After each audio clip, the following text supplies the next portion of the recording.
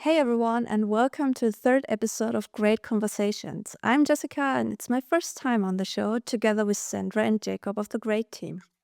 Hi.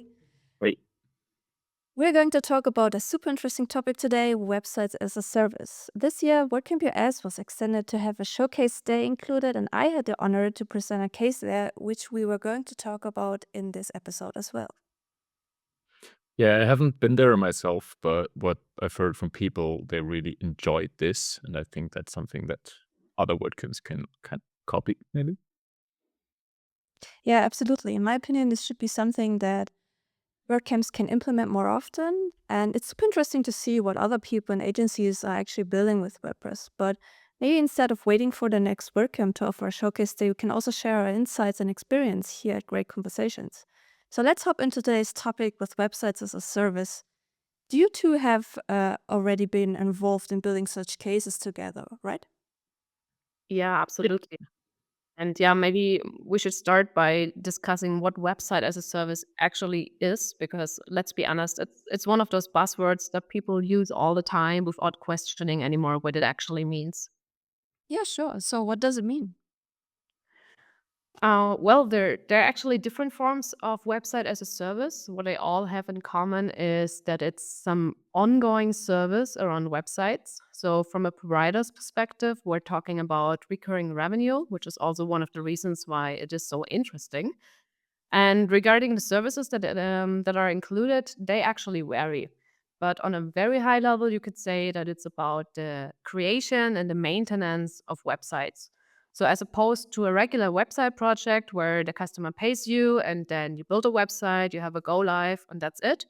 Here it's about ongoing services. So, for example, um, the hosting could be included, or ongoing technical support, maintenance tasks like monitoring, backups, updates. Sometimes content management is included, SEO optimization, performance optimizations, all these kind of topics.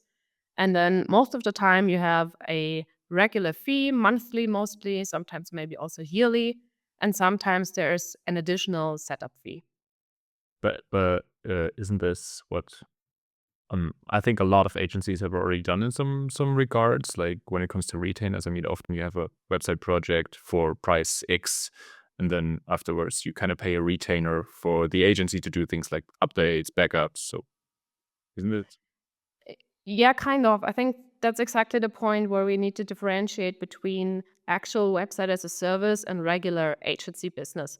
I mean, technically speaking, this retainer business model is some sort of website as a service, but on a very, very low level. Because when the website creation itself is still a regular project, what is completely missing here is the overall scaling, automation, and streamlining of processes here. Because I mean, for each and every project, you need the same resources. Again, you kind of start from scratch, so there's no scaling.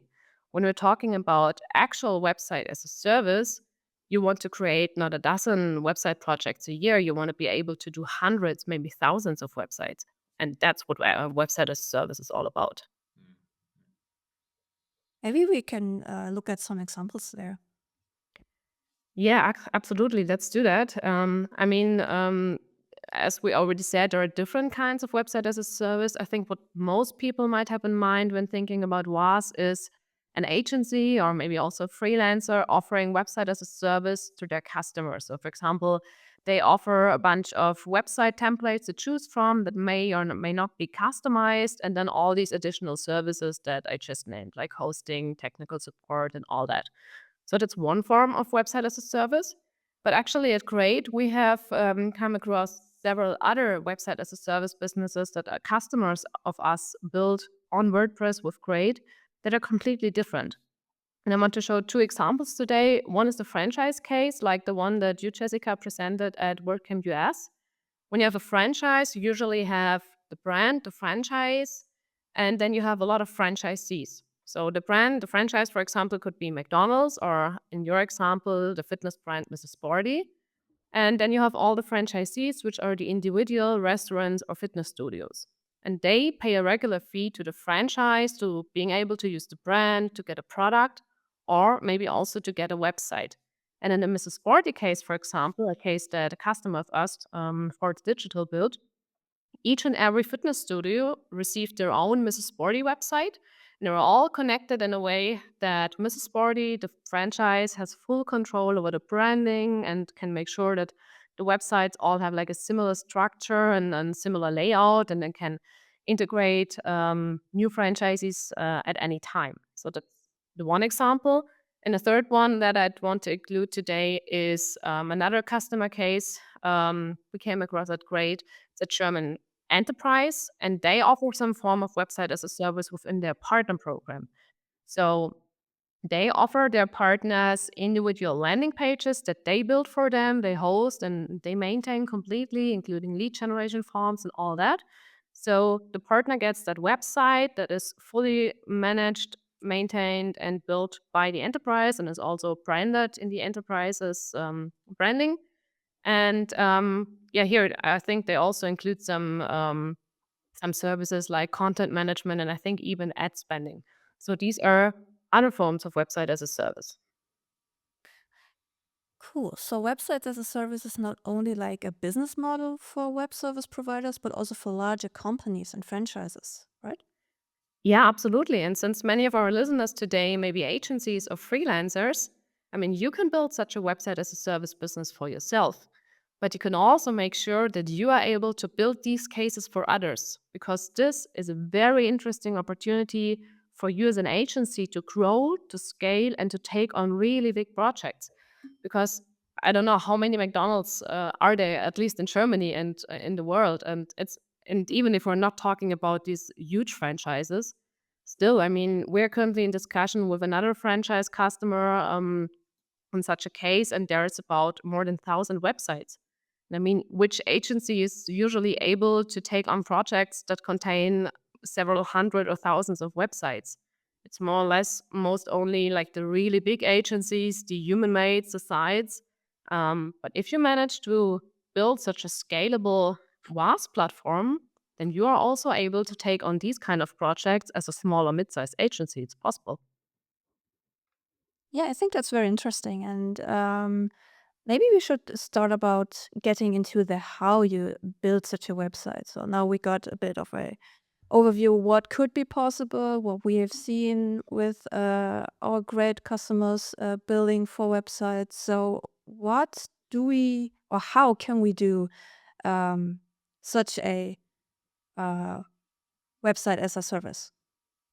Yeah, I think that's probably the point where I come in. It again, as mentioned, Sandra mentioned this. From a technical perspective, it really depends on what kind of WAS you're trying to build. And we can probably start on a high level and then get into the details and actually show examples. So, for example, one of the cases Sandra described is kind of like an in-house website as a service, where you really manage all the websites. It could be a franchise case or this partner case Sandra described. So how do you build this? So first you have to consider like hosting and stuff like this. So in this in-house case, multi-site, for example, might be an option because you can host it on your own server and you can have control over everything and ownership of everything as well. So multi-site might be a feature that makes it really easy for you to just create new websites and maintain them all from one global source. If we're talking more about the agency case, like you are deploying websites for external customers, their multi-site is probably not the best feature to consider because there are a lot of reasons. For example, security, or at the end of the day, especially ownership. So your client hosts on their hosting provider of their choice and need to own the site in some kind of way. So usually what we see with agencies is that a multi-site approach, having all your client projects on one instance, is not the approach they're choosing. They might have a multi-site for staging, for example, they stage every customer's website. But when it comes to the actual hosting, those are hosted on live hosting environments. And then you need to make sure, okay, how can we connect these two? How can we communicate to the sites? How can we maintain them? Have the view of all the sites we are kind of maintaining. So this is the high level starting point of how you would set this up. Yeah, maybe we can start by like summarizing what you need and then go through it step by step and take a look at examples. I think Jacob, you all also have some stuff to show to our listeners. So in general, when we're looking at website as a service, it's all about automation, standardization, and streamlining processes. And by standardization, I do not mean that like each and every customer gets more or less the same website. There can of course be customizations, but if you want to be able to do this 1000 website projects, then there needs to be some form of high level of standardization, and there are technical ways which we'll take a look at later to do that and even have individual results.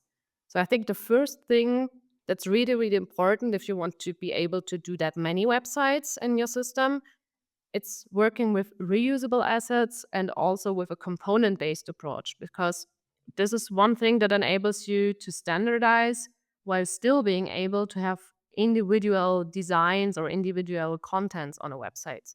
Maybe this is something that Jacob, we can start to show here. Yeah. I really like this. Like standardization is probably like the base level where it all starts, and from a standardized way of building things, you can go ahead and then customize everything. So yeah, we can start on a really base level. Let me share my screen real quick. So there's a lot of ways to approach this. Obviously, you can choose a lot of different environments, a lot of different standardization features. And starting on a low level, you can just use what WordPress offers you, what the WordPress core offers you with FSE, for example. So for instance, take a look at the design presets. You can standardize this kind of website. Obviously, this is the great theme, and this could be a template for your pages or posts, and you can go ahead and customize it based on a different style set. So what this could be, on one side, it could look like this. On the other side, it could look like this. On the next side, it could look like this, and so on. So each and every site uses the same structure and the same elements, but the styling, for example, changes from site to site. And you can now create website templates for e-commerce sites, for your blogs, for your pages. You can kind of create your blueprints and your templates for all the pages, and then just customize it on a site level by using the features WordPress core offers you. And this goes deeper as well. So I'm not only taking a look at like the styles here, but take a look at patterns, for example. Obviously, those are the standard patterns, but you can create your own set of patterns. Patterns are just presets that your customer or you can just easily insert in your page whenever you build a project. And if you take a look, these patterns in this case look bluish with this little pink color. And if I go ahead and take a look at how this looks, for example, if I choose this orange color preset, all my patterns automatically adapt to the changes I've made. So, and this showcase how just core features on a really high level can utilize you to adjust templates and use the same structure each and every project, and maybe even then sync it, go ahead and reuse them, and they automatically adjust to the design you're setting up on these different sites. So this is from a high level, the first kind of starting point where you could exploit features from WordPress core to achieve this standardization approach.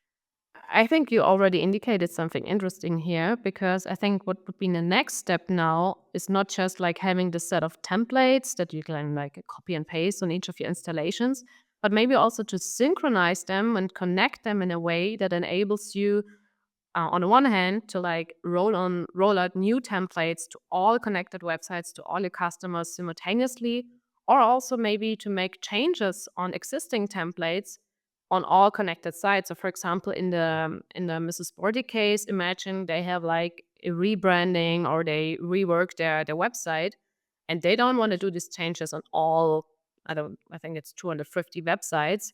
They want to make the change on their master stage and then roll out this change to all the websites. Yeah, exactly. So maybe we take a step back here first. So kind of like the requirement is before you start this is you need to have some system in place that enables you to centralize the management of all these assets on your website. So I described what patterns or templates could be assets of your website, but this goes deeper. Each and every post, each and every page, everything is an asset at the end of the day, every image. And yeah, so how do we achieve this? How can we utilize a centralized management system across the pages? Let me share my screen again. And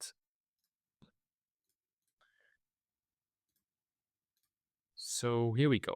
So we might start off in the hub. So this is the Great Hub. Obviously, a lot of you probably know this. And the first one is you have a global overview of all the sites that are in your network. And obviously, I talked about multi-sites. This is a multi-site in this case, but it doesn't necessarily have to be a multi-site. You can connect different sites to it as well, different other multi-sites, single sites, other multi-sites, and so on. They're all connected to each other and have a global overview of all the things. And now you want to dig into how can I centralize my assets? How can I manage my assets from a global perspective? So therefore, we take a look at this little page. So this is a page on this website. So just take a look at this website really quick. We will take a deeper look later on. So this is how this website looks. And this is a simple page on here. And this page pretty much only contains this little box. And this little box is built using a template, which I call image box. And this image box is now synchronized. So this is in use on 3 different sites. So you can see the sites here. If I now make a change to this asset, it is automatically changed on each and every instance. So for example, take a look at this site. You see pretty much the same instance, the same content. It has different content in here, but it's the same design pretty much. And if I now go ahead and change, for example, this and make it normal without the rounded corners, maybe make it wider, and I save this, this automatically gets updated on every instance is used. So obviously it is changed here. You can see now this image is a bit larger, but at the same time, it is changed on a different site. So this could be your client's project, this could be your second site of your franchise network, or your partner site. And it doesn't change its content. So it's pretty similar to what synced patterns and reusables are doing. It's called dynamic templates within here. I think a lot of the listeners are used to it by this time. But I can reuse this asset now to, for example, display posts as well. And I can reuse this here 2 times. And on this page, I only build it like 1 time. And this is how you can, this is pretty much a synchronized asset. So how can I achieve this? So for example, I take a look at this image box page pretty much. And I, first of all, after I created it, I made it a global content. And as soon as it's a global content, it appears in my global content section. So for example, if I go to this website again, and I go in the backend to global content, I can see this image box, this page image box is now appearing here. And I can now just import it to my site. And if I import it, I want to keep both because I already replaced one of this. I've pretty much localized my own version of this. And now I can find it here via my pages. So this little indicator, this green little box indicates that this is a linked post. And it's now synchronized to the overall page. And I can go ahead and make changes to the page on the root post, and then it automatically updates here. Or I can convert it to a static post and adjust it from here on. And this is how you can centralize your management. And this could not only be templates or pages, but it could also be patterns. It could be WordPress templates. It could be like an entire post type with all its posts. And yeah, this is how you pretty much centralize your management. And one thing I quickly want to mention this, but I want to show in here as well. If you want to reuse the assets across different websites that are hosted on your client's hosting site, you can connect websites in here. So you can connect it to whatever site you want to connect it. Obviously, the plugin has to be active there. And then you can communicate between each other, and you can share content, and you can, pretty much sync the entire website or parts of the website just by connecting the sites and enabling global content. Yeah, I think it's pretty impressive how powerful these features are. It can save you so much time if you have to create like a larger number of similar websites. So it would be always be repetitive and have to like do it over and over again, copy here, paste there, change colors maybe. And with this, it's just a few simple clicks. And initially, you have to configure this, but later on, it just saves you so much time because like you need to do one little change. Okay, do it on your source, and then it boom uh, is synchronized across all the websites that are connected. That's pretty cool. Yeah, and I think that's exactly what you talked about in your talk on at WordPress US. And let's dive in this concrete example a little bit more, because I now Yeah, of described course. how you can achieve like globalizing a template and globalizing a page and then reusing it. But then again, if you really want to build, I mean, this example that I've just shared is pretty much just a template. It's really not a proper use case that you would build in real life this way. So let's share the actual case that we were building together with Miss Bori in this example. Because there is several different issues or problems that we developed solutions for in this case. So what we did is we built these two sites essentially. So obviously they're not the live sites, but they're demo sites. And you can see these two sites are pretty similar content-wise. So the hero image is the same. Obviously, the styles are really different. This has a different font, different colors, different button border radius, and so on and so forth. But the essential content is the same. So Discover the Joy is the same as it says over here. But for example, the subline, Welcome to Elevate Fit Center, is different in each occasion because each and every franchisee in this example has a different subline. And let's take a look how this first part is achieved. So obviously, these two sites are connected, so if I update it here, it's no surprise that it will be updated on both sides. And you can see the dynamic data already in here, because Sandra talked a lot about standardization, and now we're getting, in the standardized elements, we're getting dynamic data in here. So for example, a site title, which is obviously a default WordPress option, the site title of every website that's set on every WordPress site. So I can just select it in my dynamic tag by simply pressing hashtag and then select site title, and therefore it is now displaying the current website title. And if I see here, Fit Life Gym is the actual title of my website, and the same goes for this example as well. You can see the headline is not updated, and Elevate Fit Center is the title of my actual site. And it's the same with the website subtitle. So this is how you get dynamic, different data in here, and that was really necessary when synchronizing content across 200 instances, for 200 plus instances for this example, because you need to make sure that some of the contents stay localized. And website title, website subtitle is pretty much the base of this. Then obviously the next section, we discussed this already. This is built again using the same template. It just showcases how this template can be reused on different pages and in different use cases. And you can, again, edit the template, edit the wireframed version of this, and reuse it with different contents. So the contents in here, I can replace the image, I can replace the headline, cannot mess this up entirely. So I cannot delete any elements in here, and I cannot adjust the design. I can only do this inside the template, which is my wireframe component of this. So this changes the design, and this content is set individually on the page.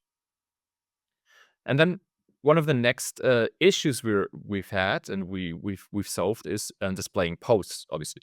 And whenever you're displaying core post types, this is really easy. You can just display a post using the thumbnail image, using the post title, and using like the description excerpt of this certain post.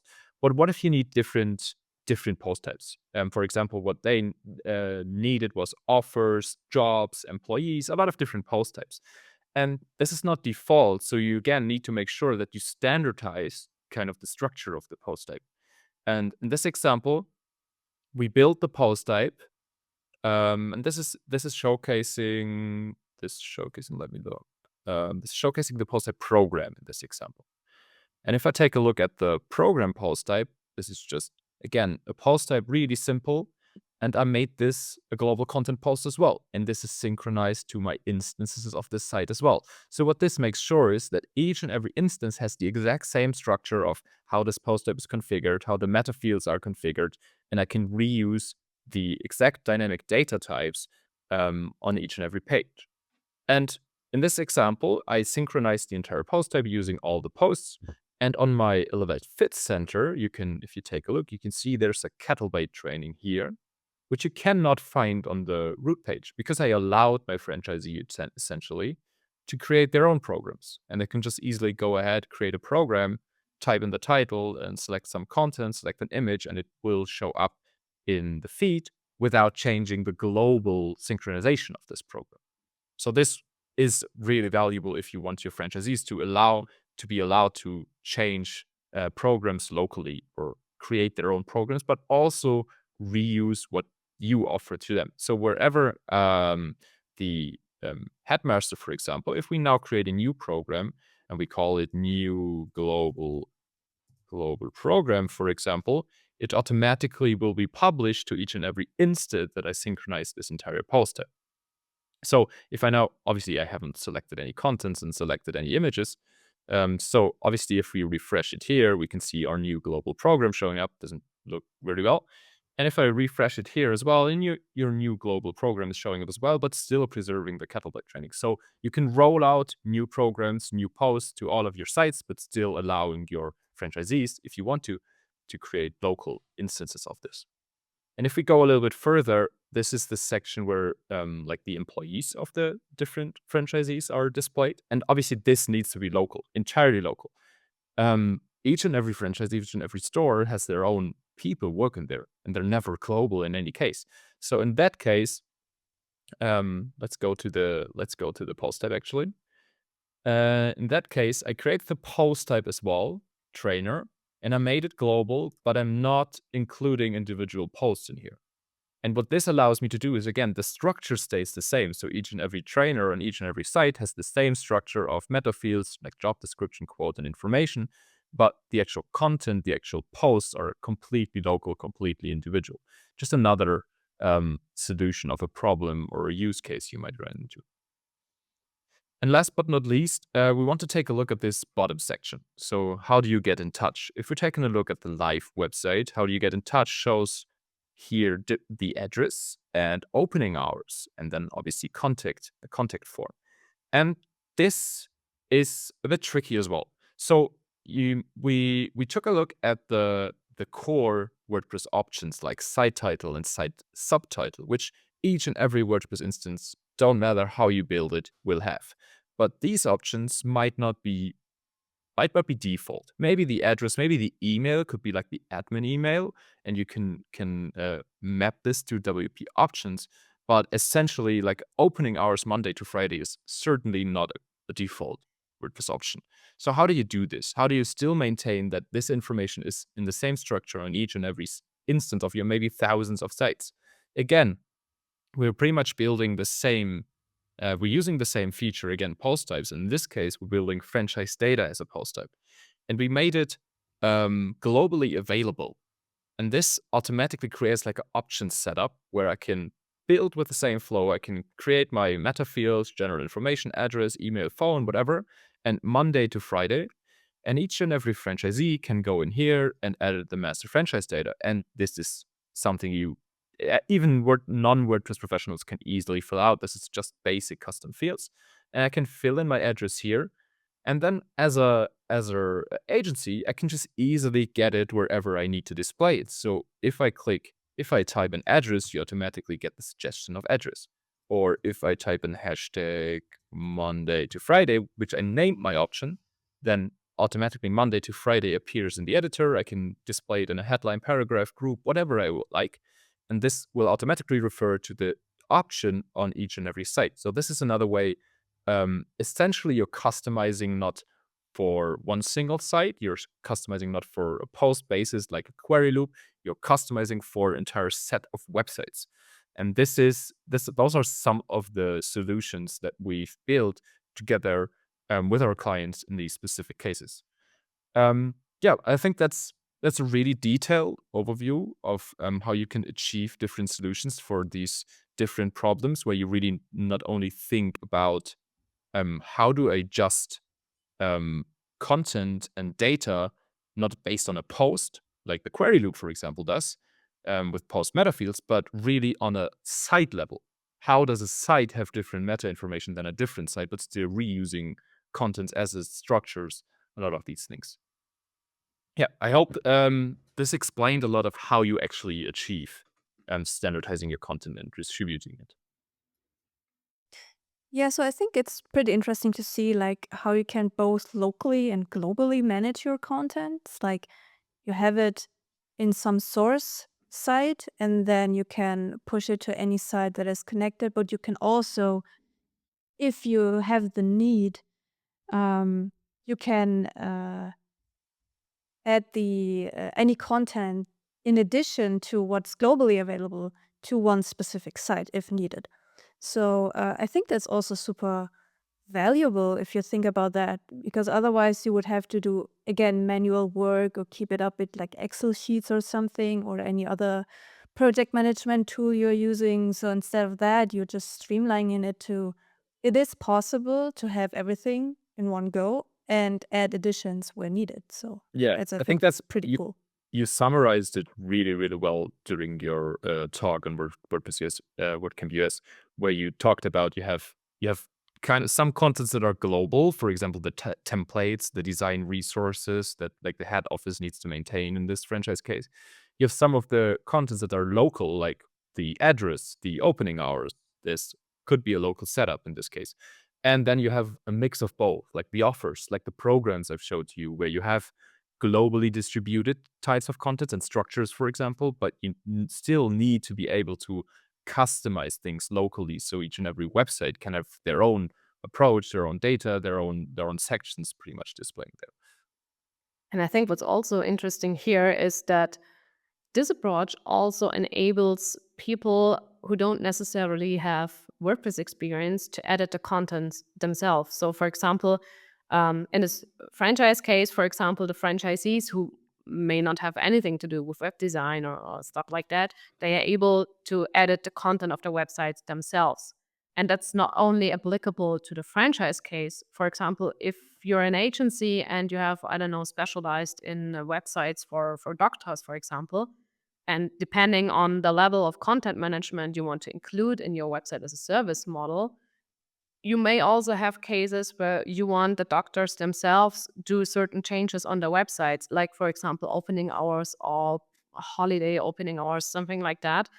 And with these post types and this approach here, you enable them to do that by themselves. They have like a really simple interface with just some fields to fill in. They don't can mess anything with the design. They don't need to think about, okay, how does that look like on mobile or something like that. It's all standardized, but the contents can still be individual on each website. Okay, I think we already covered some key elements of website as a service. Maybe that's a good point to summarize what we discussed so far. So we defined that we need some kind of reusable assets and a component-based approach. And either we have like templates and patterns that are static that I can just reuse for certain websites, or even better, have them in some kind of connected or even synchronized way. We also discussed that it's important to have all your websites manageable from one central place, and ideally in a setup that also enables you to like add new sites or delete sites with just a couple of clicks. And you might even want to think whether you can automate that as well, because thinking again of this 1000 website case alone, even the step of setting up all these installations and installing like your default setup and the connections and all that, that takes a lot of time with 1000 websites. So maybe think about automating that as well. And that's, for example, what we might be doing in this 1000 website case. And yeah, I think the next step you have to look at is automating and standardizing and centralizing as much as possible all these, let's call it maintenance tasks. For example, monitoring, updates, backups. And with updates, I don't mean auto updates. That's something we don't recommend in general. But I mean like being able to do these updates from a central place for all your websites, for example. Um, Maybe Jacob, could you share some ideas of, I mean, there are certain ways to achieve that. I think there are a lot of great tools out there, also hosting providers with features like that. What are the possibilities that people have here? Yeah, really good question. Actually, we talked a lot about how you build the solutions, but once you've built the website, now you kind of need to maintain it in some kind of way. WordPress comes up with updates, plugins come up with updates. Your clients will see the need to update some elements. So in general, what are recommendations? One of the recommendations we have is use a solution to centralize your update management. So WP Umbrella, for example, is something we highly recommend. We really like the tool. which kind of like automates and centralize your monitoring pretty much. So it does your updates, backups, and everything for you. But obviously, a lot of the hosters do similar tasks as well. And that brings me up to the next part. Hosting is a very, very central role, plays a really central role, especially in the we build thousands of websites franchise case. Because if you want to build thousands of websites, you need to take care of hosting. You need to ensure things like a load balancer, maybe containerization. You might take a look at database sharding if you really want to build it on a multi-site in that scale. There are other things to consider as well, but essentially you need to make sure if you build it on one multi-site or several multi-sites, and you will have a lot of visitors on your site, and they're all kind of requesting the same content in some kind of way in the same installation. So hosting plays a central role. And yeah, also I would always suggest if you're having looking for a lower entrance barrier, not go in like the thousands of websites. Multi-site is a really neat approach because you can really easily create a new website, and you can really easily handle like updating all your sites at once because it's essentially the same WordPress installation. Obviously, I talked about a bit of load balancing, but this becomes easier. If you have a hosting provider and you want to build each and every site as a single WordPress installation, which improves the security, you need to make sure that you can update it in some way, because otherwise you probably have hundreds of websites at some point and you need to go to each and every site and click on update. And this is something you might not want to be doing. We tackled a lot of these things using WP CLI scripts, obviously, using containerized websites. For example, InstaWP comes up, other hosting solutions as well. But those are just on a very high level, the things you need to consider in some kind of way. But it really, again, depends on what type of WAS you want to build and how large it is, essentially, and what your entry level is and what your the skills are in this particular field. Yeah, cool. I would like to take a closer look on our franchise example again. Until now, we have talked about synchronizing assets and structures, like managing content both globally and locally, and so on, and assuming kind of the websites are all kind of the same. What if we do have like a franchise case with all the franchisees, but there are like differences in their offers, like more, not just like what you showed with like the individual programs, but like a bigger difference in like some fitness studios like offer a bar and some don't. Yeah, this is a really interesting question, first of all. So what this essentially needs is a conditional approach, kind of. So you probably are aware of conditions on a page level or post level. So for example, what you can do using whatever conditional tool you might want to use, for example, conditional content, a block that we provide is, for example, if this post has the meta option or taxonomy, for example, the taxonomy news, then display a news header, a news hero section. And if it has the taxonomy general, then display a different hero image. So for example, this is a condition that you create on a post level. And now you need to take care of this on a site level. So essentially you treat a site as a post. So a site might have a site option, a WP option, like we showed with Monday to Friday opening hours. We showed this example. So maybe a site now has pretty much the option to be a news site or a blog site, or this is the franchise package with my premium package that I've sold them, and this is the franchise case with my medium package or my basic package that I've showed them. So now I need to be able to create different contents for different kind of sites, and they need to be delivered to different sites based on these conditions. And this is where a kind of a new feature that we're currently building comes into place, and we actually provided customers with these features. Well, this is what we call clusters. So essentially, I want to show it a little bit, but I don't want to dig too deep into it. Let me share my screen. So essentially, what you want to do. So now we're taking a look at global content and we're taking a look at clusters. So what for example I want to do is I created a little test post type just in this example. So essentially what I want to do, I want to synchronize content to several sites. So I selected a couple of sites in my network, could be from different multi-sites in here. Yeah, and essentially I selected 5 sites. So to these 5 sites, I will be sending some content to. Then I now need to configure what types of content I want to send to the sites. And for example, I select my destination. This is my route page, and I select this post type. And now I can condition. I can create conditions. So for example, I can filter them by taxonomies, or limit the number of posts, or filter by date. And what this does for you is, for example, you can create like all the German sites of your network, and they only get the posts with the country Germany, with essentially this, with the country Germany here, for example. And then you create another cluster where you say, okay, now all my Austrian sites need to and they need to get all the posts with the country Austria, for example. And you can build conditions and make sure that your posts are distributed to each and every destination based on a condition. And then what you're doing is pretty much the same on the master side, for example. So in this case, this is my route page where everything goes from here. Everything is routed here. And I can go ahead and just create different posts, different contents, and link them to categories, to countries, to tags. And based on these linking to different properties, pretty much, those will be distributed to this cluster and will be distributed to that cluster.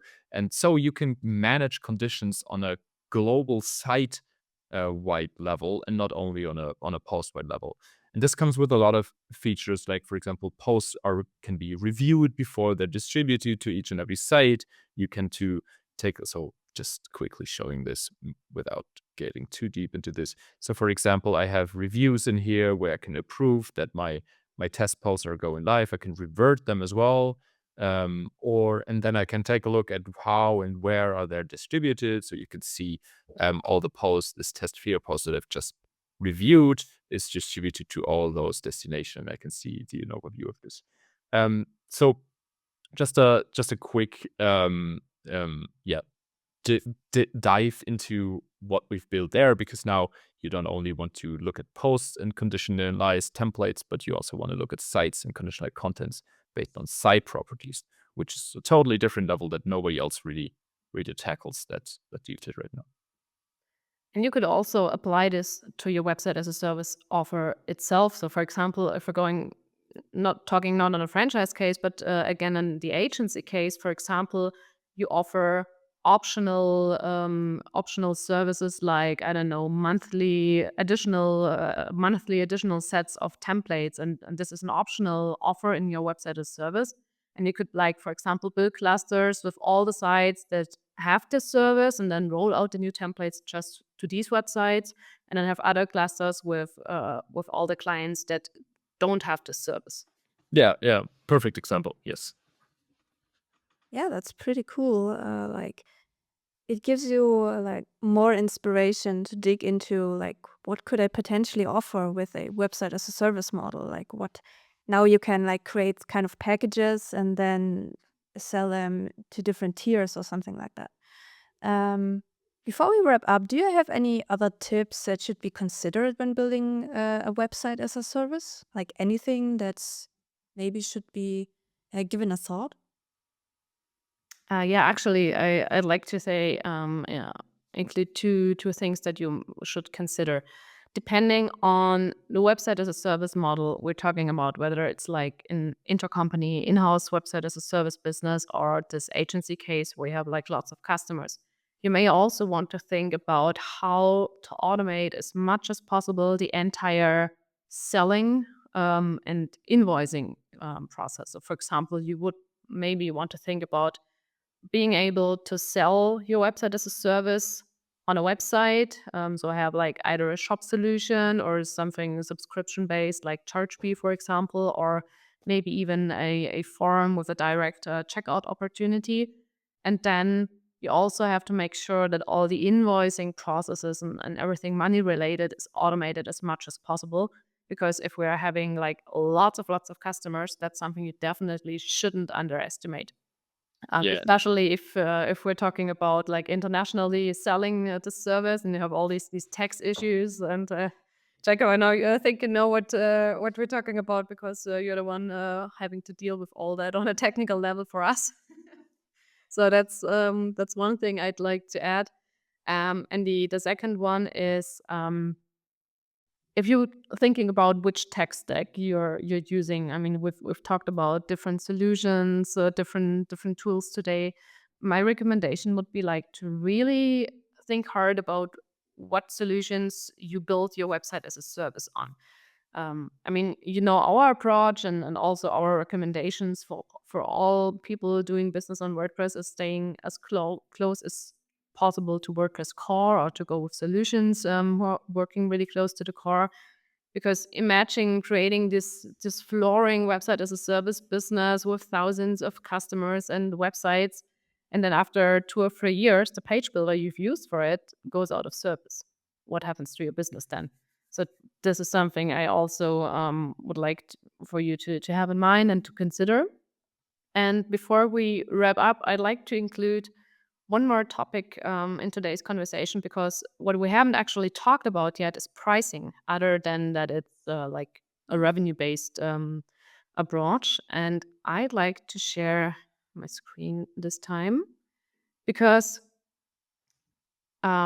if you manage to create this scalable and highly automated and standardized WAS platform, what also comes out of that is that you will be able to offer your website services at very attractive costs.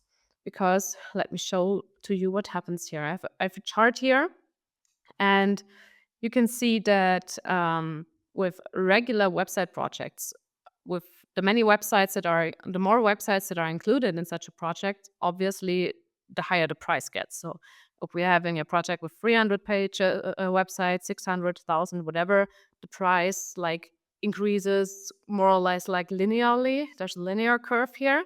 That Yeah, because maybe some because you have to build the sites, right? You have to build each and every yeah, site. exactly. I mean, for each and every website, you need the same resources, you have the same setup, everything, and on all that. I mean, there may be some reductions at some place because you can bulk edit stuff, or there may be some streamlining opportunities, but more or less it's a linear curve. When you have this synchronized and automated platform instead, you may have some higher initial costs, because the entire setup it's a little bit more complex than like regular projects.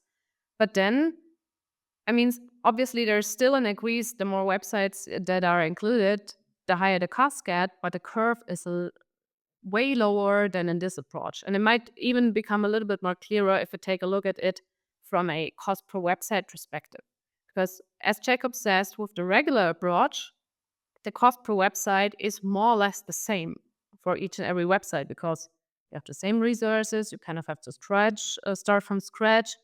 There might be some savings because you can reuse some elements and copy paste stuff, but at some point the price per website more or less always stays the same. If you have this synchronized approach, then what happens is that the first 3 websites, they might be a little bit more expensive because you have all this initial setup going on. But then you will be able to offer your websites at a really attractive packaging price. And for you, it doesn't really make a difference anymore if it's 300 or 600 websites, because you have all this automation, streamlining, and standardization going on. So that was something I wanted to include here. Yeah, I like it. Yeah. Yeah, that was some super interesting insights on the pricing side as well. I think this is something we maybe not talk too much about, because like pricing, money, not the greatest thing to talk about. But it was very interesting. Do you want to wrap up like a bit on what we've covered today in today's episode? Happy to do that. So what did we discuss today? We discussed that there are very different forms of website as a service. So it's not just the case agency offers website templates to customers. There's also lots of interesting cases like franchises, partner websites, whatever. So also intercompany websites. So if you as an agency think about WAS, not only consider building a WAS for yourself, but also think about how you can build these cases for others, because that offers you really interesting ways to grow your agency and to take on really big projects. Then we discussed what we need for a website as a service, which is, I'm going to repeat myself, it's a lot about automation, standardization, streamlining processes. So we talked about making assets reusable, maybe even connecting them with others, synchronizing them with each other. We talked about having a central place from where you can manage all your websites centrally, including all the maintenance tasks like monitoring, backups, all these updates and stuff like that. We talked a little about the different setup possibilities, like multi-site, not multi-site, what to consider here in the hosting. And we also talked about how this approach not only changes the way you build these websites, but also enables you to create a completely new offer to offer your websites at a very attractive price. Yeah, so cool. Thank you both, Sandra and Jacob. That was a super interesting conversation we had here about websites as a service. I hope everyone listening got some new insights today. Let us know in the comments if you have any further questions or just want to share your feedback on websites as a service. And before we wrap up, in the next episode, we will have another guest, agency owner Rosanne van Staal-Deinen of Büro Stahl. In this episode, we will talk with Rosanne about a topic many agencies have on top of their mind, like, shall I switch to full site editing? We talk about the when and the how, and Rosanne can share some of her insights doing exactly that overnight. So tune in to the next episode to listen what her reason was and what she learned. Bye. Bye. Bye.